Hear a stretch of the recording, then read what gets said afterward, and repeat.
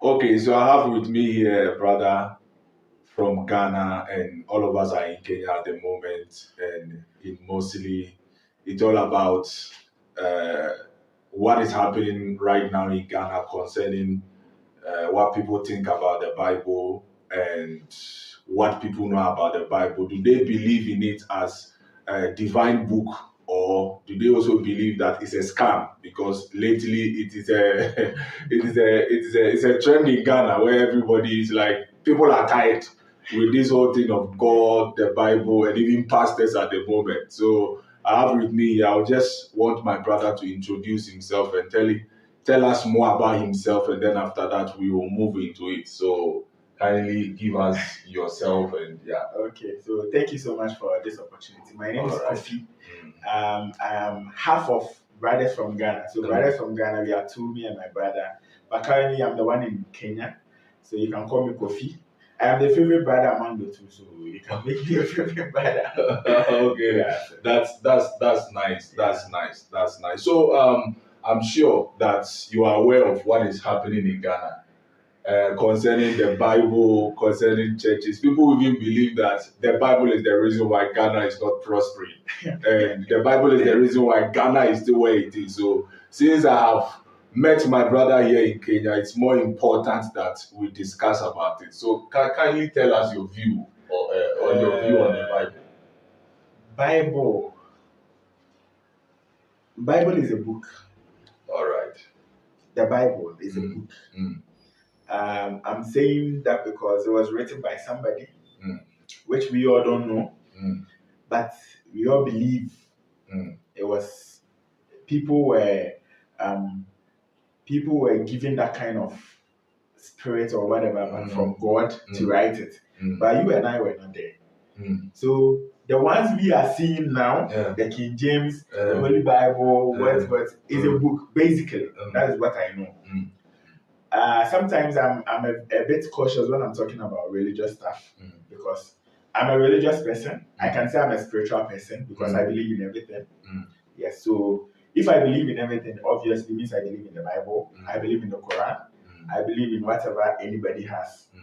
So the Bible, I believe, is a book. I don't want to say it has no powers or it has but I believe it's a book. All right. All right. It's fine. It's fine. So when you look at it, the Bible at the moment in Ghana, do you think that the Bible somehow has affected the way Ghana should develop and the way Ghana should go at the moment? I don't want to blame it on just the Bible. I think I would blame it on churches, not just the Bible. I would blame it on churches. Yes, the church is what is affecting Ghana. Some way, somehow, I don't know, some way, somehow, it's affecting Ghana in a way I think something should be done about it. Okay, so yes, I know we all have freedom of worship, you have freedom of association, whatever. But in our country, is like we are overusing the freedom. All right. Yes. Okay, so for my understanding, I believe that what we have at the moment, there should be true Christianity, and then, but what we have is not true Christianity. What do you mean by true Christianity? When I say true Christianity, I mean there are things written in the Bible that are good for life. Yeah. For example, don't steal. Yeah. Don't kill. Basically, the 10 Commandments. Yeah, the 10 Commandments. Yeah. But the problem we have in Ghana at the moment is that the people that go to church, you and I should ask ourselves, do they steal or do they steal? Or if they find themselves in a situation where they are tempted with something, how are we sure that they will not steal? You understand? For example, they say that Ghana is a Christian country. Do you believe in that? No, we are just deceiving ourselves. We are just deceiving ourselves. Okay. Yeah. Okay. So they also call Ghana a peace nation. Yeah. Do you believe Ghana is a peace nation?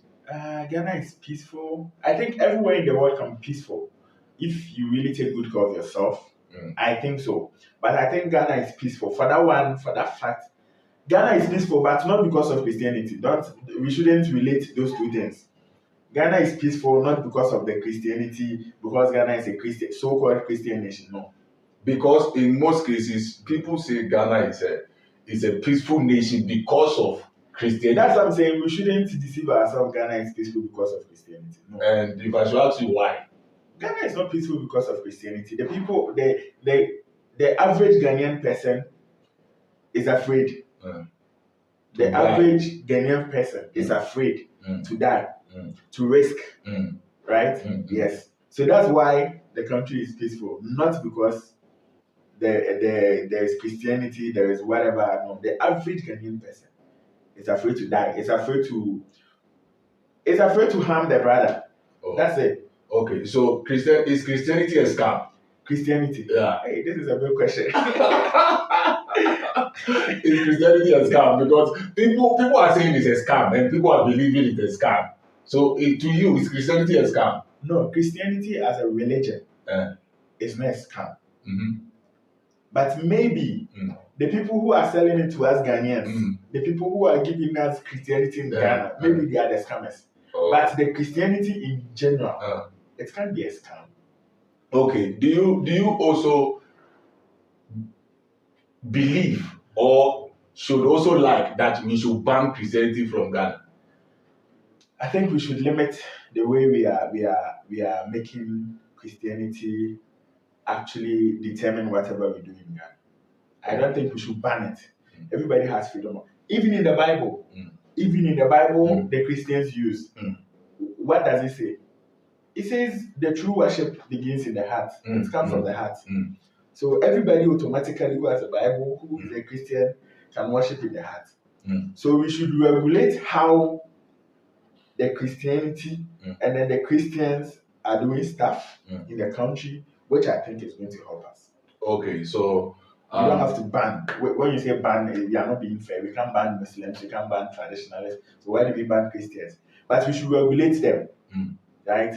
I believe Muslims they pray 5 times in a day, but I think Fridays are their best days. They go to the mosque, they meet. Yeah. They don't even spend more than 5 hours. Look at the time Christians spend in church. Yeah. Monday to Monday, morning to evening. There are sessions everywhere, right? Do you think that one doesn't affect productivity in the country? It affects productivity. Sure. Yes. So we don't have to say we are banning Christianity, but we have to regulate it. Once we regulate how, let me use Rwanda as an example. You know how Rwanda is worship? Before you not really. Before you even operate a church, you have to have a degree. You have to get your certificate. The requirements the government needs before you can set up something like a church. Trust me, nobody can just wake up and say, I want to build a church or something. Yeah, unlike Ghana, everywhere. Yes. Oh, okay. At a point, I was even thinking of opening a church. I wanted money. Okay, I see. So we have to regulate how we've given the freedom to. Now you don't even have peace when you're living in a residential area. In my area, Takrade, I live in Takrade. In my area, you'll be sleeping and people will be praying. Like I don't know whoever brought the idea of you guys should use big speakers to transmit outside of your premises. So like everything about it is like now is annoying, is disturbing everybody, and then that's why some people would call for banning. But I don't think we should ban them. I think we should just regulate how they operate in the country, and then ideas will come back. Sometimes I wish my Christian brothers and sisters in Ghana would understand Christianity aside, life as a whole aside. You understand me? Right? Yeah. If we can differentiate between Christianity and life in Ghana, it is going to help us. People are making Christianity their life. They are not living. Right? They are not living. They feel Christianity is a life. It's like the whole school they want to go and graduate. That is what is happening to our people. Sometimes I wish people would be exposed enough to understand you have every right to believe in whatever you believe in. That shouldn't stop you from doing anything else. Okay, so when you say people are making Christianity their whole life, what do you mean? They are not living. When you say they are not living, they are just being Christians. That's all. So when a person is a Christian, he's not living. I don't say when a person is a Christian. I say some people are making Christianity their life. They are not living. Oh, okay. Right? Yes. So why would you wake up in the morning, Monday to Sunday, go to church Monday to Sunday? You don't work. You go sit in the church, pray to God to give you money. Why is God going to give you the money for? Oh, okay. Right? Yeah. You have to pray. We all pray. I pray in the morning before I leave. Maybe I pray before I sleep. Maybe I pray intermittently in the day. But you don't pray and sit down and expect God to do a miracle. Where is the miracle going to come from? You have to do something. That's why I'm saying you have to differentiate between Christianity and life. Once you know the difference. Now, you are doing this, you are working, you are selling. Do you know what Dangote does? Yeah. He sells salt and cement. He's selling, right? But he's making money. So probably you are selling water. That is life. That is your life. Now, selling the water, you can wake up in the morning and tell God, God, today I'm going to sell water. I'm a Christian. Please bless me today. Let me make money. You are definitely going to make something. All right. You are definitely going to make something. And then when you are done working, I believe the Bible itself said, the hands that does not work should not eat. Yes. So why would you wake up in the morning to evening to go and sit at the church? Pray, saying God should open ways. Which way? Which door? Which door should God open? If you're not making any move, which door are you expecting God to open? Make a move, do something, and then put God in what you're doing. Just believe you're going to get it. So that's why I'm saying people are not differentiating between Christianity and their life. So once you can understand that Christianity is not your life, it's something you believe in. So have a life and let what you believe in guide you to get you where you want to get to. When people go to church and the way they are taught about God, because when you say you are a Christian, there is a point where you have to follow what the Bible says. Yeah. So in trying to follow what the Bible says, you go to church, maybe you pray, they will tell you this, they will tell you that. That is where people makes it as life. You understand? For example, when you say Christianity aside and life aside, there are instances where people say Christianity is life. Yeah. You understand? Yeah. It's the original life. I mean the godly life. You understand? Which means we have a different kind of lifestyle. So now I have a question. I have a question. Yeah. We have two popular religions in Ghana. Yeah. Right? I'm limiting myself to Ghana. Muslims. Yeah. Have you ever heard any type of Muslim in Ghana before, in the world before? Muslims are Muslims, right? Let's come to Christianity. We are all using one Bible. One Bible. Yeah. So if you are saying the godly life, the Christian life, according to the Bible, you and I know every church in Ghana interprets the Bible differently. You know that? Yeah. We all interpret the Bible differently. So who is the right person? Who are we following? Which one is the right one? To the issue of interpretation or to interpret the Bible, there should be a basic understanding. Even if Pastor A is explaining something and Pastor B is explaining something, at the end of the day, it should all arrive on that basic knowledge. Does it arrive like that in Ghana? Mostly it doesn't. Good. So that is why I made my point. If you understand life aside and Christianity aside, you're going to prosper. Right. Do you know why?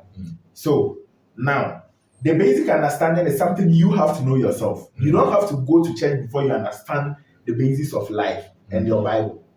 If you want to go and sit in the Pentecostal church, the SDA, to understand the Bible, you're going to get a different understanding because SDAs, I'm an Adventist. So you should understand when I'm saying the Bible. I understand the Bible very well. Every Adventist child grew up into the Bible. Yes. So the way we will interpret it to you, if you're going to live your life with that, and tomorrow you meet a Pentecostal, you get exposed, you meet a Roman Catholic, you see we are doing two different things. Now you're confused. You don't even know what your life is because do you want to believe in this one or you want to believe in this one? So if you have the basics as a normal person, I feel that is enough. And then whichever religion you're going to associate yourself with, it shouldn't determine how you're going to live your life. right? That is a religion. That is the religion and its doctrine, its belief. If you want to believe in that, fine. If you don't want to believe in, you can move on. But the basics of understanding, if you're a Christian, understanding the Bible, if you're a Muslim, understanding the Quran by yourself, it guides you. The whole Bible it has been summarized in the Ten Commandments. The whole Bible has been summarized in the Ten Commandments. Around that side, the whole Bible. How many of us believe in that? Do you know? No, I know people will say I'm saying this because I'm an Adventist. all the let me say Sunday churches have sidelined the Old Testament in the Bible and say it's past. It is no more there because Jesus died. So now the New Testament. So now the Old Testament, which summarizes all the activities every human being should do, is gone. It's no more in use again. Most of the churches is no more in use, right? So how then do you come and tell somebody to live another life if the person can't go with the 10 basic rules of life? Which, if you're a Christian, you know God Himself said, "This is my commandment. If you obey this, you're going to what? You're going to enjoy." And then you are sidelining that. So I believe the doctrines, how we are interpreting it and everything is what is causing the problem. So you have to, as a normal person, you have to get a life, understand Christianity, the basis of it, and then now you can choose to join any fellowship you want to join. Because the problem in Ghana is we are all interpreting it differently. Do you know the number of churches we have in Ghana? I don't know. I don't know. So just imagine, how will you, it's just one Bible, one book, it's just one book. And we have all these churches, everybody's interpreting it differently. Are we causing more harm to our citizens, ourselves, or what are we doing? That's what we are doing. Okay. So it's fine if concerning to what we are saying. You see, I, for instance, believe that for when we look at what is going on, I can tell that we are missing something. You understand? Because if we all were able to get it right, I think if we have even 5,000 churches or whatever, it should make Ghana more better. You understand? Because we cannot have all these churches where we have politicians or other people who we know that they steal from us, their country is not doing well, you understand? And then they tell us that all these guys are church guys, you understand? You go to church, they believe in God, probably they give huge offerings, other things in the church, where even makes people believe that they are part of them. So it's fine. So what do you think that we can do? Because you are an Adventist, you understand? Or you have given up? Oh no! I'm an Adventist by birth. I've been like that. Even though I don't go to church these days, but I'm an Adventist. I can't run away from the fact that I'm an Adventist. So you are a Christian? Of course. I believe in everything. Oh, okay. I believe in everything. I'm a spiritual person. I believe in everything. I'm an Adventist if you want me to associate to a religion, I'm an Adventist. Oh, okay. Right? Yeah. But it's been long I went to church, but it doesn't mean I don't believe in. How long? It's been long. Like a month or years or? Oh no! Month is long. It's been long I went to in a building, like a fellowship as a church. But I believe I'm a spiritual person. I pray. I do the necessary things I have to do. If it's God I believe in, So I'm saying how long? See, at least you can tell when you left and when you have not been there. For example, church is a meeting place. You understand, where people meet. We can say that you and I, our bodies are the church. You understand. But to use, when was the last time you were there? Can you say maybe 5 months ago? The church in my heart, I go there every time. But the one people gather, it's been long. It's been years. It's been years I went to church. Oh. I'm not proud of saying it's been years I went to church, but it's been long. That's the gospel truth. I can't pretend. I can't lie. It's been years, but I don't feel different. It's better. I think whatever I believe in is even working for me more than what they believe in. Not what they believe in. Like when I was probably every day going to church, sitting at the church, going to pray, doing all those fellowship, church stuff. I'm not saying it's bad, but I'm saying maybe now what I was expecting is even working more. That I maybe now I don't even go to church. But maybe because whatever I believe in is in my heart, and then I know how to communicate to myself, I know how to do what I'm supposed to do spiritually or however. Yeah, it's working for me. All right, it's nice. Please, if you go to church, I'm not saying stop going to church. You can continue going to church, but understand the fundamentals of life. If you're a Christian, Christianity, if you're a Muslim, the Islamic religion, understand the fundamentals and then make a decision for yourself. If you understand, you can choose to be going to church. You can choose not to be going to church. You are still going to be a Christian. You don't cease to be a Christian if you stop going to church. You don't cease to be. How? How do you cease to be a Christian if you stop going to church? How do you tell us that when you cease going to church, you still remain a Christian? Yes, still a Christian. You don't so the question is, those who go to church and those who don't go to church, are they all Christians? We are all Christians. Once you believe, Christians are basic fundamental rulers. If you believe in Jesus as the Son of God. Yeah. So once you believe in that, you're a Christian. You don't need church to verify that you're a Christian. How do you believe in Jesus and you don't go to church? How did you get to know Jesus? Definitely you hear a pastor or definitely you hear people talking about Jesus. Okay? It's not how do I put it? It's not like you sat in your room, or how many people will sit in their room and they take the Bible, they read it, they come to understand, okay, this is a Jesus. lot of people. That is what you guys are missing. A lot of people do that on their own. Right? Really? Yes, a lot of people do that. Do you think you just have to go to church before you become a Christian? No. You believe Jesus is the Son of God. And then that's the caution we were given. A sign that shows you're a Christian, right? Yes. So I can just be passing by and hear somebody talk about Jesus. Who is Jesus? Let me go and search about Jesus.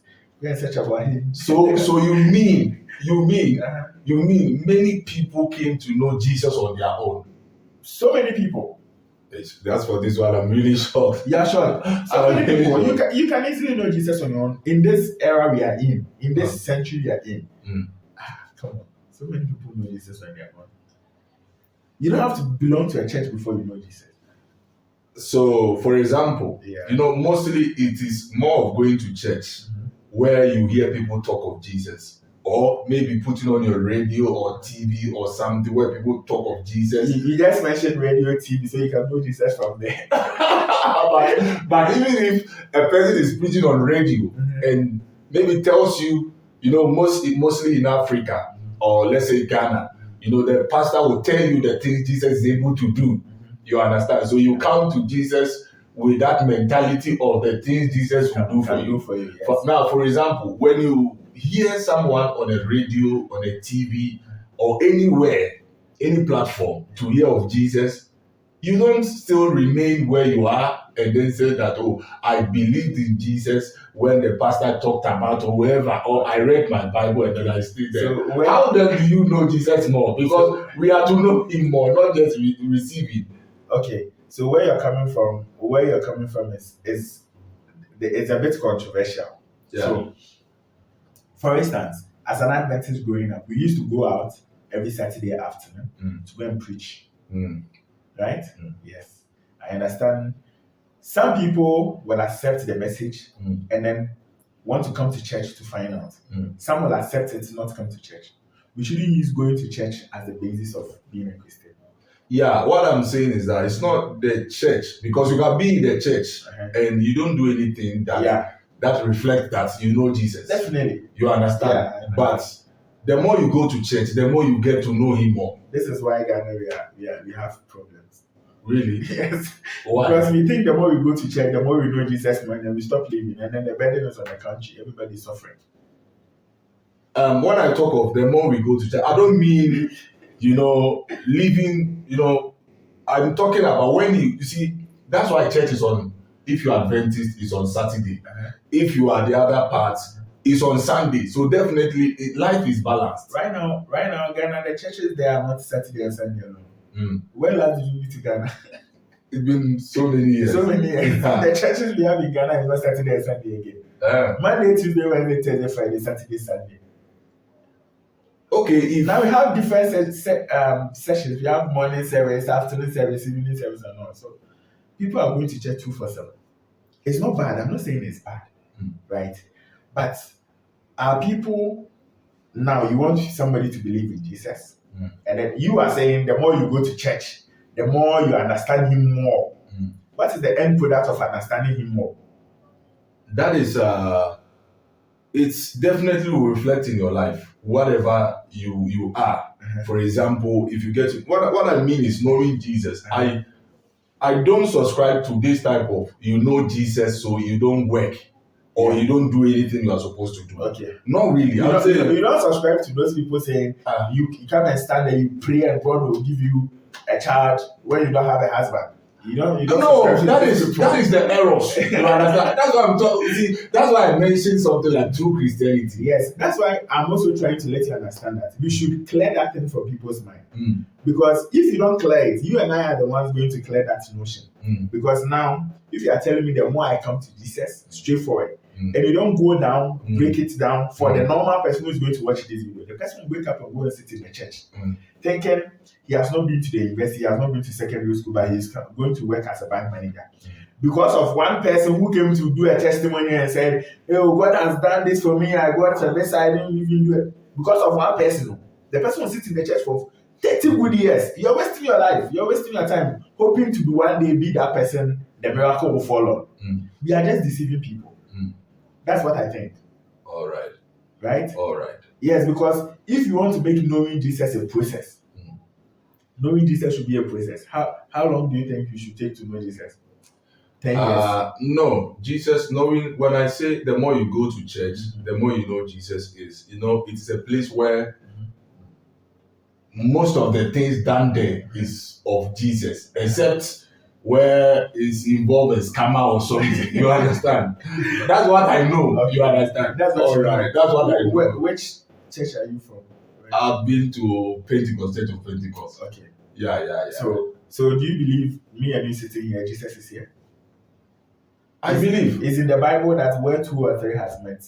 Yeah, he said in his name. In his name. Yeah. So if we want to know him more, we want to understand him more, 2 or 3 people can meet and then Jesus will be there. Why do you have to go and meet hundreds of people in one building before we think we are knowing Jesus more?